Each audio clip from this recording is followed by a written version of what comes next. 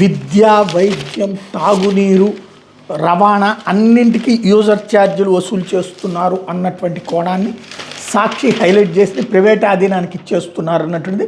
వ్యవసాయ మౌలిక సదుపాయాలు, ఉద్యానవన మార్కెట్లు, పూల పెంపకం, పార్కులు, మార్కెట్లు, ఉద్యానవన ఆహార శుద్ధి, అనుబంధ మౌలిక సదుపాయాలు, శీతల గిడ్డంగులతో సహా టెర్మినల్ నిల్వ, పంట కోతల అనంతర నిల్వ, లాజిస్టిక్స్ పార్కులు, గిడ్డంగులు, విద్య, వృత్తి శిక్షణ, నైపుణ్యాభివృద్ధి, సైన్సు, టెక్నాలజీ పార్కులు, ఈ గ్రంథాలయం, విద్యుత్ ఉత్పత్తి, ప్రసారం, పంపిణీ, వర్తకం, గ్యాస్, పునరుత్పాదక, సంప్రదాయేతర శక్తి, ఈవీ ఛార్జింగ్, బ్యాటరీ మార్పిడి, స్మార్ట్ గ్రిడ్లు, ఇట్లా అన్నిటినీ కూడా ప్రైవేట్కి ఇచ్చేస్తున్నారు పీపీపీ కింద అన్నటువంటి. వీటిట్లో ఇవ్వడంలో తప్పేమీ లేదు, మెయింటెనెన్స్ విషయంలో ఎలాంటిది తప్పేమీ లేదు.